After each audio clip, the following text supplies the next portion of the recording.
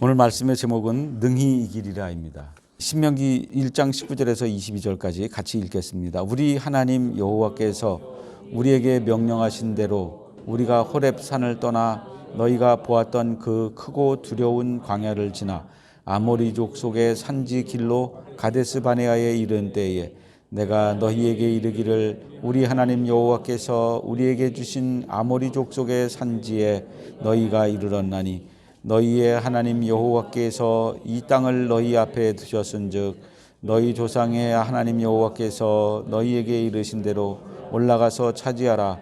두려워하지 말라 주저하지 말라 한즉 너희가 다 내 앞에서 나와 말하기를 우리가 사람을 우리보다 먼저 보내어 우리를 위하여 그 땅을 정탐하고 어느 길로 올라가야 할 것과 어느 성읍으로 들어가야 할 것을 우리에게 알리게 하자 하기에. 거기까지.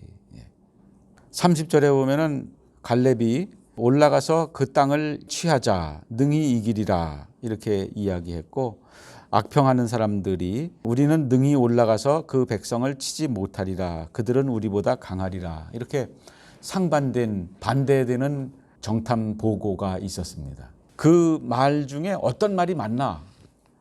우리가 능히 이기리라 하는 갈렙의 말이 맞나? 아니면은 그들은 우리보다 강하니라 하는 말이 맞나? 객관적으로 보면은 부정적인 보고를 했던 사람들의 말이 맞습니다.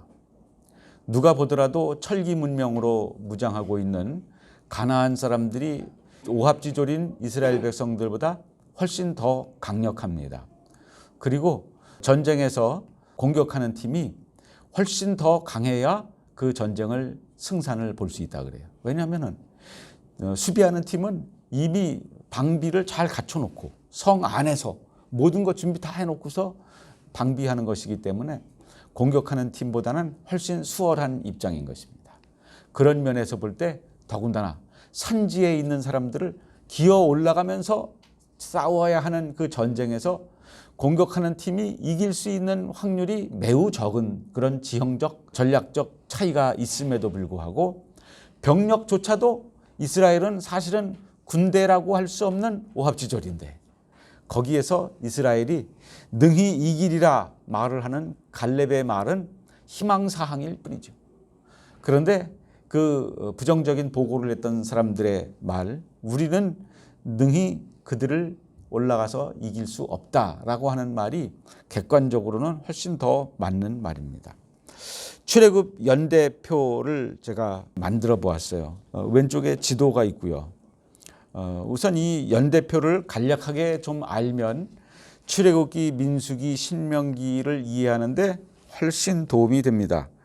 우선 왼쪽 지도에서 밑에 보면은 맨 왼쪽에 창세기 다음에 출애굽기가 이 지도로 보면 이렇게 이집트 안에서 시작된 것이죠. 그래서 출애굽기는 시내산에 도착하기까지가 출애굽기가 진행되는 거예요. 그래서 숫자로 보면은 6번, 7번까지가 출애굽기가 다루고 있는 그 배경이 되는 지리적 환경이에요.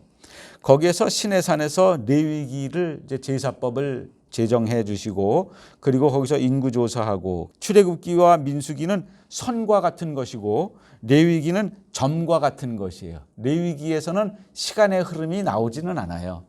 어디에서 어디로 이동하고 뭐 그런 거는 없고 시내산에서 받은 율법에 따라 여호와께 어떻게 제사를 해야 되는지, 지리적인 배경은 그냥 시내산이라고 볼 수 있고요. 이제 출애굽기는 애굽에서 시작해 가지고 시내산까지 도착하는 것으로 출애굽기가 끝나고, 거기에서 성막 봉헌하는 것으로 출애굽기가 끝나고, 다음에 이제 민수기에서 다루는 것은 시내산에서부터 저 위로 북쪽으로 올라가서 느보산 앞에까지 가는, 거기까지가 민수기고, 이제 거기에서부터 느보산 앞에서 모세가 신명기 하나님의 말씀으로 자기는 가나안 땅에 들어가지 못할 것이라고 하나님께서 말씀해 주셨고, 모세는 거기서 죽었으니까 이제 신명기를 거기에서 전달하는 것입니다. 그러니까 신명기도 시간적 흐름과는 관계가 없이 모압 땅에서 하나님께서 모세를 통하여 이스라엘 백성들에게 가나안 땅에 들어가면 어떻게 살아라 하는 것을 당부해 주시는 말씀이에요. 그래서 시간의 흐름으로 치면은 출애굽기와 민수기가 이 전 과정을 이야기하고 있는 것입니다. 이제 출애굽을 한 것을 그 시기를 원년이라고 보는 거예요. 출애굽기 12장 2절에 보면은 이제 애굽을 출발하는 내용이 나오고요. 그 다음에 시내산에 도착하는 데까지, 즉 1번에서부터 출발해서 지도 7번에까지 도착하는데 얼마나 걸렸다 그래요? 3개월 걸렸어요. 그 내용이 출애굽기 19장 1절에 써 있어요. 그리고 이제 거기에서 큰 사건들을 좀 보자면은 성막을 준공한 거가 출애굽 2년 1월 1일에 성막을 준공했다고 출애굽기 40장, 즉 마지막 장에 나오는 거예요. 그 다음에 이제 두 번째 유월절을 지키는 내용이 민수기. 첫 번째 유월절은 출애굽하던 그날 저녁이 유월절이었으니까 두 번째 유월절, 즉 광야에 나와서 유월절을 지켰다고 하는 것이 이제 1년 된 거죠. 그러니까 그게 2년 1월 14일이라고 민수기 9장 1절에서 2절에 기록되어 있어요. 거기에서 이제 그 가나안에 들어가려고 출애굽 2년째 되는 해에 2월 1일 날 인구 조사를 마쳤어요. 이것은 이제 출애굽할 때 홍해를 성인으로서 출애굽을 했던 사람들, 즉 9세대의 인구 조사가 이루어진 거죠. 일이 잘 됐으면은 이때 바로 가나안으로 올라가서 출애굽한 지 2년 만에 가나안 땅으로 들어갈 거였어요. 그런데 가데스 바네아에서 하나님에 대한 불신앙을 나타냈기 때문에 광야에서 40년을 방황을 해야만 했던 거죠. 그래서 이제 시내산에서 바란 광야에 도착하는데 이제 얼마나 걸렸느냐면은 2월 1일에 인구 조사를 했고 바란 광야에 도착한 게 2월 20일 날 도착했으니까 거의 한 달 넘게 걸린 거죠. 그래서 7번에서 출발해 가지고 11번에 도착하는데 시간이 그렇게 걸렸다 이거예요. 바란 광야는 달리 말하면 가데스 바네아라고 합니다. 오늘 우리가 읽은 민수기 13장 2절에도 보면은 바란 광야 가데스에 이르러 이렇게 돼 있죠. 바란 광야가 큰 개념이에요. 그 시내 반도, 그 삐죽한 시내 반도 한가운데 바란 광야 이렇게 크게 써 있죠. 그 바란 광야 안에 작은 신 광야도 있고 그 안에 가데스 바네아라고 하는 도시도 있는 거예요. 바란 광야는 큰 지명이고 가데스 바네아는 그 안에 있는 도시 이름이에요. 지형도 보면은 이 시내 반도의 그 밑에 부분으로 내려갈수록 뾰족한 부분으로 갈수록 산악지대가 쭉 펼쳐지다가 시내산이 최고봉을 이루고 그 다음에 동북쪽으로 올라가면서 쭉 산지가 이루어져 있죠. 그리고 그 왼쪽으로 바란 광야가 있고 올라가면은 호르산이라고 하는 새로운 산맥이 나타나기 시작해서 그것이 저 사해 쪽으로 올라가는 산맥을 이루고 있는 것을 볼 수가 있어요. 원래 도표, 첫 번째 도표 사건 출애굽에서 숫꽃 그리고 블레셋 해변길 회피 이렇게 써놨죠. 그것은 원래 이 숫꽃이라고 하는 것은 지도 2번에 써 있어요. 지도 2번이 숫꽃이에요. 거기가 아마 홍해를 건넌 것이라고 추측하는 곳입니다. 우리가 밑에 쭉 내려오면 홍해가 아주 커다란 홍해가 있지요. 그 홍해를 건넌 것이 아니고 그 위에 있는 어떤 지류를 건넌 것으로 이해하고 있습니다. 물론 밑에 있는 큰 홍해를 건넜으면 훨씬 더 드라마틱했을 텐데 그건 아니고 그 위에 있는 숫곳에서 홍해를 건넌 것으로 고고학적으로나 또는 성경에서 이해할 수 있는 배경이에요. 숫곳에서 하나님께서 참고구절 첫 번째 출애굽기 13장 17절을 보면은 바로가 백성을 보낸 후에 블레셋 사람의 땅의 길은 가까울지라도 하나님이 그들을 그 길로 인도하지 아니하셨다. 왜냐하면은 이 백성이 전쟁을 만나게 되면은 마음을 돌이켜서 애굽으로 돌아갈까봐 가까운 길로 인도하지 않았다는 거죠. 그러니까 지도로 다시 봐서 보시면은 숫곳에서 쭉 가나안 방향으로 가려면은 제일 좋은 길이 이 산악 지역이라든지 광야 지역이라든지 이거는 좋은 길이 아니죠. 산악길과 광야길은 사막은 좋은 길이 아니에요. 좋은 길은 이 블레셋으로 가는 길 이렇게 돼 있죠. 그 꼭대기에 지중해 밑에 숫곳에서 블레셋으로 가는 길로 가면은 얼마나 좋아요. 거기는 고대부터 왕들이 북쪽에서 남쪽으로 쳐들어오고 또는 남쪽에서 북쪽으로 전쟁을 하러 갈 때 다니는 길이 나 있어요. 그것을 왕의 대로라고 합니다. 고속도로 같은 길이에요. 전차가 다닐 수 있는 길이에요. 그 길로 가면은 일주일이면은 갈 수 있는 길이 가나안이에요. 근데 하나님께서는 이 해변길로 인도하지 않으신 것은, 블레셋 사람의 길로 인도하시지 않은 이유는 뭐라고요? 블레셋 사람들이 일찌감치 전쟁을 잘하는 철기 무기를 가지고 있었던 사람들이기 때문에 그리로 가면은 블레셋이 쫓아내려오면은 그냥 도망가 가지고 어디로 도망갈까? 애굽으로 도망갈까 봐.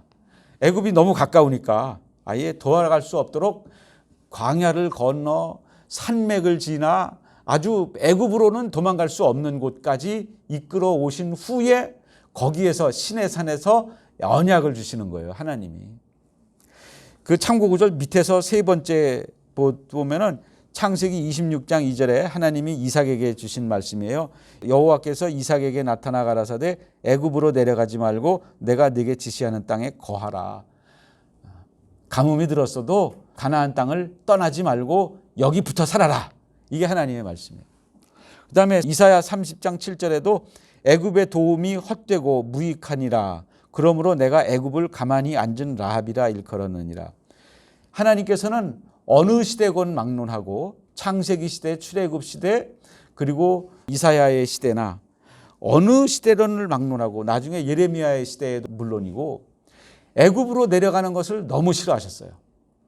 인간적인 눈으로 보면은 애굽은 절대로 먹을 것이 떨어지지 않는, 야곱도 그래서 식량이 떨어졌을 때 애굽으로 내려가서 살아남았잖아요. 그것은 하나님의 인도하심이었고 그 이외에 하나님께서는 어떤 경우에도 애굽으로 내려가지 말 것을 말씀하세요. 왜냐하면 비록 애굽보다 살기 힘든 곳이지만 가나안 땅에서 하나님이 주시는 것을 먹고 사는 것을 훈련시키기를 원하셨어요. 우리도 하나님께서 마치 아브라함을 약속의 땅을 주실 때 나일강 유역에 있는 땅을 약속의 땅으로 주셨으면 얼마나 좋은데, 거기가 아니라 좋은 데를 놔두고 메소포타미아 유브라데 강 유역도 문명의 발상지로서 가나안과 비교할 수 없는 비옥한 곳인데 그곳에 살고 있는 사람을 이 척박한 곳으로 데려오실 이유가 뭐가 있어요? 오늘도 하나님께서 우리에게 세상에 좋은 것을 다 주시면 얼마나 좋을까?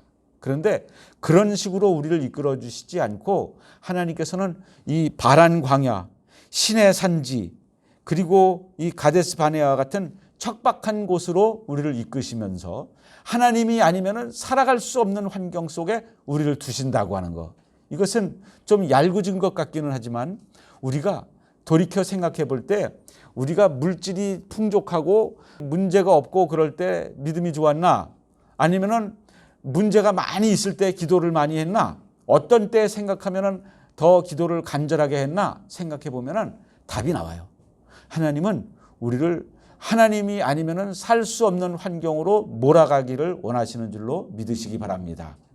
그러므로 바란 광야와 산지를 통과할 때에 불평하지 마시고 시편 23편처럼 내가 사망의 음침한 골짜기를 지난다 할지라도 여호와의 지팡이와 막대기가 나를 지켜주신다고 하는 그런 믿음으로 사는 것이 진정한 행복인 것입니다. 왜냐하면 그것이 영원한 것이기 때문에 그래요. 그래서 제일 먼저는 그 일주일 만에 갈 수 있는 블레셋 길을 하나님께서 회피하셨다. 그것이 첫 번째 제가 말씀드리고 싶은 내용이고, 두 번째 이제 산맥길로 해가지고 결국 그 남쪽 꼭지에 있는 시내산에 도착을 해서 이제 율법을 주시고 거기에서 성막을 준공하고 두 번째 유월절을 지내고 출애굽한 지 2달 만에 가나안으로 들여보내실 생각이었어요, 하나님은. 그래서 우리가 신명기 말씀으로 다시 좀 비춰주시고요. 신명기는 오늘 이 1장 19절 말씀이 우리가 읽은 민수기 13장 내용과 일치하는 내용이에요. 그런데 좀 다른 점이 있어요. 신명기 1장 19절에 보면은 가데스 바네에 이른 때에 내가 너희에게 이르기를 우리 하나님 여호와께서 우리에게 주신 아모리 족속의 산지에 너희가 이르렀다. 가데스 바네아에서 지금 이야기하는 거예요. 가데스 바네아 여기 11번에서 이야기하는 거예요. 여기서 이제 가나안은 이제 불과 2, 3일 길이면은 갈 수 있는 곳입니다. 21절에 너희의 하나님 여호와께서 이 땅을 너희 앞에 두셨은즉 너희 조상의 하나님 여호와께서 너희에게 이르신 대로 뭐라고 이르셨냐면은 올라가서 차지하라, 두려워하지 말라, 주저하지 말라 말씀하셨어요. 어디서? 여기 11번 가데스 바네아에서 하나님이 그렇게 말씀하셨다고요. 얼마 만에? 출애굽한 지 2년 만에 하나님이 그렇게 말씀하셨어. 그러면 이제 올라가라, 차지하라, 두려워하지 말라 말씀하셨으니까 이제 올라가면은 이제 하나님이 그들을 이스라엘의 손에 붙여주시려고 준비하신 거예요. 그랬더니 22절에 신명기 1장 22절에 보면은 다 같이 읽어봅시다. 너희가 다 내 앞으로 나와 말하기를 우리가 사람을 우리보다 먼저 보내어 우리를 위하여 그 땅을 정탐하고 어느 길로 올라가야 할지 어느 성읍으로 들어가야 할지 우리에게 알리게 하자. 정탐꾼을 보내라고 하나님이 말씀하셨어요? 백성들이 요구했어요? 백성들이 요구했죠. 근데 민수기에는 그게 안 나와요. 민수기 13장 1절에 보면은 여호와께서 모세에게 말씀하여 이르시되 사람을 보내어 내가 이스라엘 자손에게 주는 가나안 땅을 정탐하게 하되. 여기서는 누가 정탐꾼을 보내라 그랬어요? 하나님이 보내라 그랬죠. 그럼 신명기 1장 22절하고 민수기 13장 2절하고 뭐가 안 맞는 것 같죠.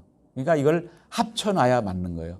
마치 사복음서도 여기 나오는 얘기가 여기 안 나오고 여기 안 나오는 얘기가 여기 나오고 그런 것들을 이렇게 합쳐놔야 레이어를 포토샵에서 이렇게 겹쳐놔야 다 하나가 되어 보이는 것처럼 이렇게 신명기 1장 22절을 민수기 13장 앞에다가 넣어야 돼요. 그러니까 순서를 따져보면은 가데스 바네아에서 하나님이 올라가라, 차지하라, 두려워하지 말라 이렇게 말씀하셨는데 백성들이 우리가 한번 정탐꾼들을 보내서 어떻게 생긴 땅인지 한번 보고 와서 우리에게 보고하게 하면 좋겠습니다. 그랬더니 하나님이 그것을 허용하셨죠.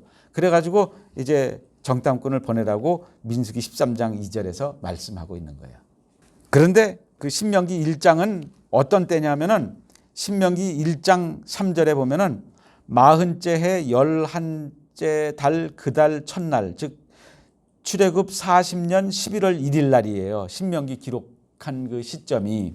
그래서 그 어간에 이제 이스라엘 백성들을 책망하면서 모세가 쓴 내용이 신명기 1장 19절에서 22절의 내용이란 말이죠.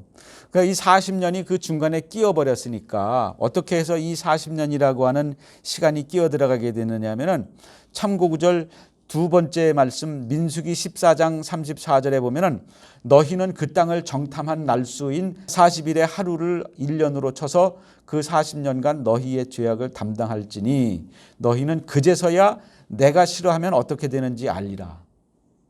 40년이 왜 40년이 됐다 그래요? 가나안 정탐한 40일을 하루를 1년씩 쳐가지고 40년을 벌을 받아라.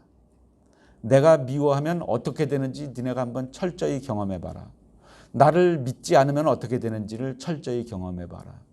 신명기 1장에서 하나님께서는 바로 올라가서 차지하라고 말씀하셨는데 정탐꾼을 보내고 정탐꾼을 보낸 것까지는 하나님이 허용하셨지만 그들이 보고 와가지고는 부정적인 보고를 해서 우리는 그들을 이길 수 없다. 우리는 메뚜기고 그들은 우리를 잡아먹을 거다. 이렇게 보고한 것에 대한 하나님에 대한 불신에 대한 벌로 40년을 광야에서 즉 11번에서부터 어디까지로 돌아다녔는지는 경로를 알 수 없을 만큼 이 신광야 바란 광야를 떠돌아다니다가 모압 지역에 와서 이 말씀을 주신 거라고요. 그래가지고 40년의 광야 훈련을 마치고 이제 2차 인구 조사를 해서 가나안 땅에 이제 들어가게 되는데 그것이 민수기가 맞춰지는 시점인 거예요. 2번에 보면은 누가 정탐꾼을 보냈나 앞에서 말씀드렸죠. 하나님이 보냈다고 민수기에서 이야기하고 신명기에서는 백성들이 보내자고 이야기했고 정탐하자고 하는 것 그 자체는 객관적인 관찰이에요. 가서 어떤 땅인지 거기가 성읍인지 평지인지 산악지역인지 나무가 많은지 땅이 비옥한지를 보고 오라는 거 그거는 아무 문제가 없는 것입니다. 그것에 대한 해석이 문제가 되었던 거죠. 그 해석의 내용을 한번 중요한 내용들을 살펴보자면은 우선 3번에 가서 그들의 해석을 보는 거예요. 무엇을 보았나?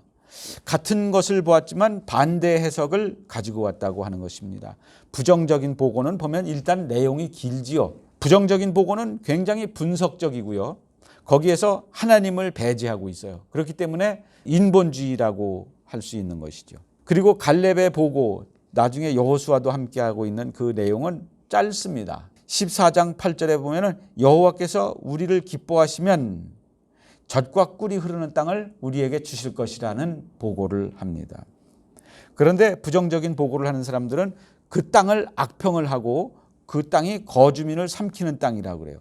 그러니까 젖과 꿀이 흐르는 땅이라는 말과 거주민을 삼키는 땅이라고 하는 것은 아주 상반된 개념이죠. 근데 거주민을 삼킨 다음에 그곳에 포도송이 하나를 두 사람이 작대기에 끼워가지고 들고 올 정도로 그렇게 풍요로운 땅이었는데 그들은 그 땅에 대한 해석을 거주민을 삼키는 땅이라고 그래요. 그것은 그 땅 거주민들이 거인들이 살고 있고 네피림의 후손 아낙자손들이 살고 있다고 그러는데 그 땅 거주민들이 삼키워졌어요. 살고 있잖아요. 여기에서 그들이 말하는 거주민을 삼킨다고 하는 것은 우리가 들어가면 그 땅이 우리를 잡아먹을 것이다, 이런 말이에요. 그러니까 굉장히 왜곡된 해석을 하고 있는 것이고 하나님이 배제된 해석을 하고 있는 거죠. 반면에 갈렙과 여호수아는 과연 젖과 꿀이 흐르는 땅이 맞습니다, 그렇게 보고를 한 것입니다.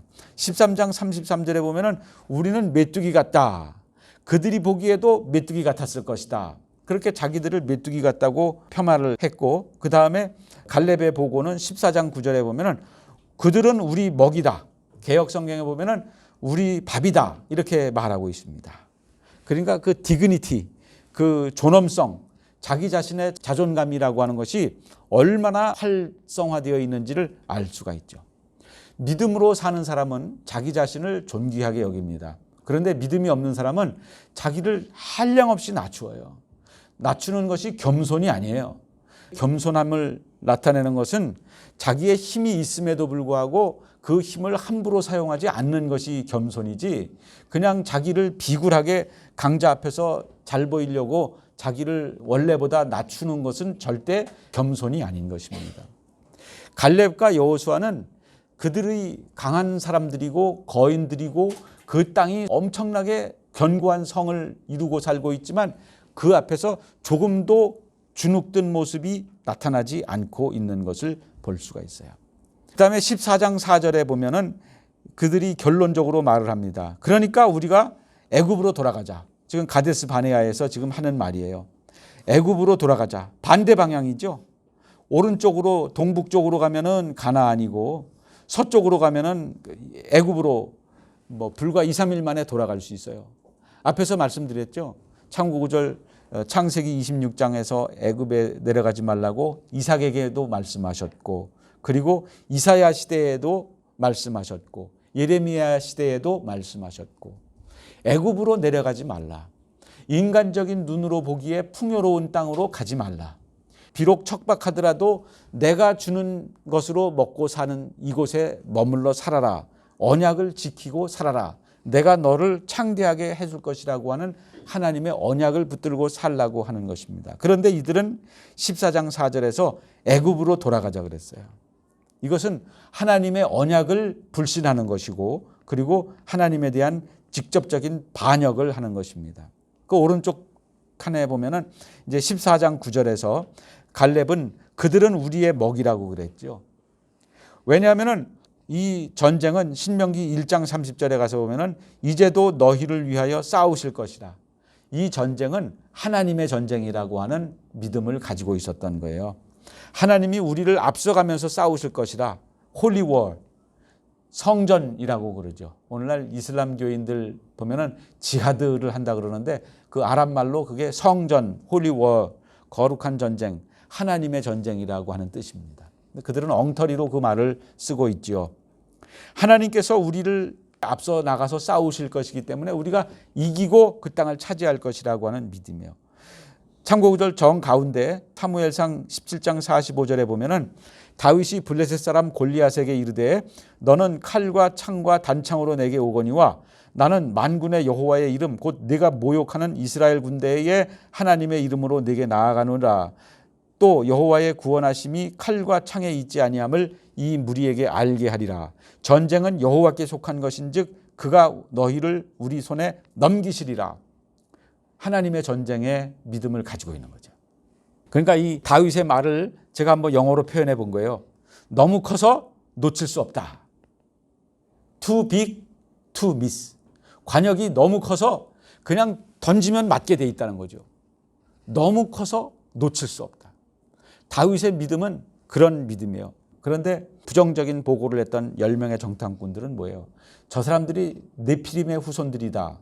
사실 네피림이라는 말은 창세기 6장 4절에 나오는 말이잖아요. 그것은 사실 이런 사람들이 있었다는 게 아니고 신적인 존재, 반신 반인 것 같은 그런 신비로운 존재들을 말하는 거예요. 그러니까 여기서는 자기네들의 두려움을 극대화시키기 위해서 부정적인 사례를 가져다가 자기들의 그 두려움을 정당화하고 있는 거예요. 정당화할 게 없어서 두려움을 정당화하고 있어. 믿음을 정당화하기도 바쁜데 두려움을 정당화하고 있어요. 나는 지금 두려워하는 게 오라. 지금 두려워할 상황이라니까. 나는 쪼그라들어야 돼. 이건 무슨 짓이에요 이게? 거인 골리앗 앞에서도 두려움에 압도당하지 않고 이거 관역이 커서 좋네. 이렇게 말하는 다윗의 믿음. 이것은 하나님의 전쟁, 거룩한 전쟁, 홀리워의 개념, 그런 믿음을 가진 것입니다. 우리가 오늘 여러 가지 우리 앞에 놓여 있는 문제들이 얼마나 많아요. 안보의 문제, 경제의 문제, 환경의 문제, 뭐 쉬운 게 하나도 없잖아요. 심지어 정치적인 혼란의 문제, 북한 핵의 문제, 심각한 게 한두 가지가 아니잖아요. 이런 문제 앞에서 우리가 문제가 크니까 나는 두려워하는 게 맞아. 두려움을 합리화하시겠습니까? 아니면은 여러분들의 믿음을 합리화하시겠습니까? 믿음으로 하나님의 전쟁을 하나님이 우리 앞에서 나가서 싸우신다고 하는 그런 믿음을 가지고 살아야 오늘도 주님의 승리를 맛보실 줄로 믿습니다. 그러면은 내가 메뚜기가 될 수도 있는 거고 그들이 내 밥이 될 수도 있는 거예요. 그들이 내 밥이 되는 것이냐 아니면 내가 그들의 안주거리 메뚜기가 되는 것이냐, 이것의 갈림길에 놓여 있는 이쪽이냐 저쪽이냐를 결정지어 주는 것은 하나님의 존재냐 하나님의 부재냐 이 차이란 말이에요. 하나님이 있는 사람이냐 하나님이 없는 사람이냐 이거예요. 참고 5절 마지막에 히브리서 11장 6절에 믿음이 없이는 하나님을 기쁘시게 하지 못한다 그러잖아요. 하나님께 나아가는 자는 반드시 그가 살아계신 것을 믿어야 하고 또한 그가 자기를 찾는 자들에게 상을 주시는 분이시라는 것을 믿어야 한다. 하나님을 찾았다가 나중에 얻은 게 손해본 것밖에 없어. 그게 아니야. 하나님을 찾는 사람은 반드시 하나님이 베풀어 주시는 상을 누리실 줄로 믿으시기 바랍니다. 그러니까 두려움을 합리화할 것이냐, 두려움의 이론을 공고히 할 것이냐, 나는 두려워하는 게 맞아라고 하는 것을 그런데 시간을 쓰고 자기의 이론을 동원할 것이냐, 아니면은 내가 믿는 것이 옳아, 내 하나님이 옳아 라고 하는 것을 공고히 하고 확고히 하는데 시간을 쓸 것이냐. 이거는 내가 결정한다 이거예요. 그것이 가데스 바네아라고 하는 그 한 광야 가운데 있는 도시에서 출애굽 2년 만에 이스라엘 백성들이 맞닥뜨렸던 과제였어요. 오늘도 우리는 매 순간순간 가데스 바네아에서 우로 향하여 가나안으로 치고 올라가서 차지할 것이냐, 아니면은 무서워 죽겠으니까 애굽으로 도망갈 것이냐, 이 기로에 놓여 있습니다. 우리는 매일 그런 기로에 놓여 있고 우리 평생에 사실 살다 보면 그런 기로에 놓여 있을 때가 많이 있습니다. 여호와의 이름을 믿고 가나안으로 치고 올라가 차지할 것이냐, 그들이 무서웠고 나는 메뚜기 같으니 애굽으로 도망가서 노예 생활이라도 연명하고 살 것이냐. 인본주의냐 신본주의냐, 내 힘을 의지하는 것이냐 하나님의 힘을 의지하는 것이냐, 이 차이라 하는 것입니다. 네피림 후손이라고 하는 말 자체는 있지도 않은 존재를 갖다 붙이면서 두려움을 합리화시키는 거예요.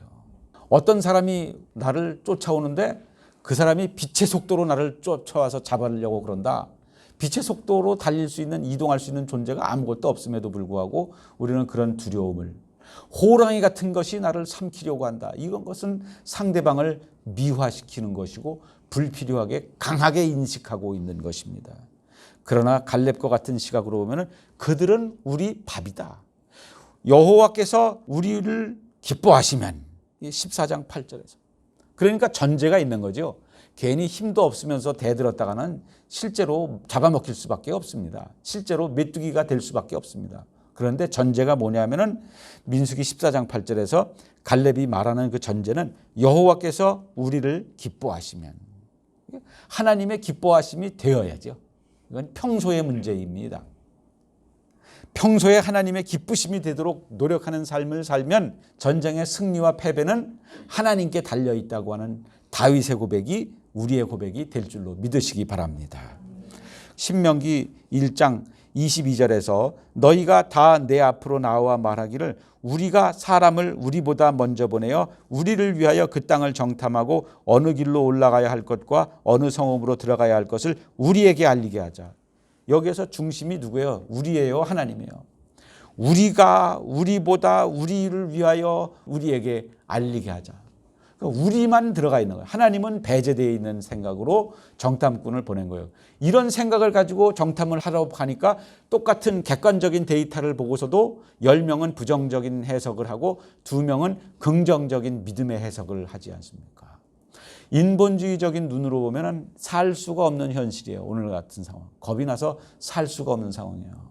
환율 문제, 북한의 핵 문제 이런 문제들 생각하면 잠이 안 와야 돼요. 그런데 하나님이 살아계시면 문제될 것이 없다는 것이 갈렙의 해석이고 여호수아의 해석인 것입니다. 신명기 1장 32절에서 모세가 너희가 너희의 하나님 여호와를 믿지 아니하였도다. 간단하게 말하죠. 객관적으로야 다 맞는 데이터인데 그것에 대한 해석이 잘못되는 거예요. 너희가 여호와를 믿지 않은 것이다. 한마디로 말하면 갈렙은 말하기를 다만 여호와를 거역하지는 말라 이렇게 경고합니다. 갈렙의 보고 마지막 부분에 보면 14장 9절에서 그들의 보호자는 그들에게서 떠났고 여호와는 우리와 함께 하신다. 상반되죠. 그들의 보호자는 그들의 수호신을 말하는 거예요. 그들의 수호신은 그들에게서 떠났고 우리의 하나님 여호와는 우리와 함께 하신다. 정반대의 개념이죠. 이것이 갈렙이 믿음의 눈으로 가나안을 보고 와서 하는 말이에요. 그런데 부정적인 보고는 뭐예요? 그들은 네피림의 후손인 있지도 않은 네피림 후손인 아낙 자손이고 그들은 우리보다 강하다라고 하는 해석이죠. 갈렙이 볼 때는 그들은 고아와 같은데 부정적인 10명의 말은 그들은 우리보다 강한 거인의 후예들이다 하는 말입니다. 4번으로 가서 봅니다. 민수기 13장 30절에서 갈렙이 모세 앞에서 백성을 조용하게 하고 이르되 우리가 곧 올라가서 그 땅을 취하자 능히 이기리라. 믿음의 결론을 내렸습니다. 그런데 그 전제는 신본주의로 여호와께서 우리를 기뻐하시면입니다. 적용의 말씀입니다. 여러분 보는 거는 눈으로 보지만 영적으로 해석하시기를 바랍니다. 이것은 달리 말하면 객관적으로 봐라 이거예요. 그들이 우리보다 키가 크더라. 그들의 성읍이 엄청 튼튼하더라. 그들이 철병거를 가졌더라. 객관적으로 보라 이거예요. 그런데 이기는 거는 누가 이기냐? 우리가 이기겠더라. 왜? 여호와께서 우리를 기뻐하시니까. 해석은 믿음으로 하라 이거예요. 해석은 객관적으로 하지 말고 영적으로 하라는 것입니다. 여러분 닥치고 있는 건강에 문제가 있습니까? 물질에 문제가 있습니까? 뭐 북한 핵이 걱정되십니까? 객관적으로 보십시오. 핵폭탄은 엄청 무서운 것입니다. 그렇지만 영적으로 해석하십시오. 하나님께서 우리를 기뻐하시면 내가 하나님을 기쁘시게 하는 삶을 살면 결코 그것이 나를 해치지 못할 것이다. 그런 믿음으로 바라볼 수 있어야 한다고 하는 거예요. 이것이 바로 존엄의 회복입니다. 존엄, 디그니티. 우리 성도들의 존엄을 회복해야 된다는 거예요. 문제 앞에서 쪼그라들지 말자 이거죠. 복싱할 때 제일 먼저 훈련시키는 게 맞으면서도 눈은 감지 않는 거를 훈련시킨다 그러잖아요. 맞으면서도 눈은 부릅뜨고 있다는 거예요. 그러면은 반격의 기회를 맞이할 수 있다는 것입니다. 문제가 있습니까? 문제 앞에 쪼그라들지 말고 디그니티, 존엄성을 회복하시고 눈을 부릅뜨고 여호와 앞에 내가 서 있다. 하나님이 나를 대신하여 싸우신다고 하는 믿음으로 사시길 바랍니다.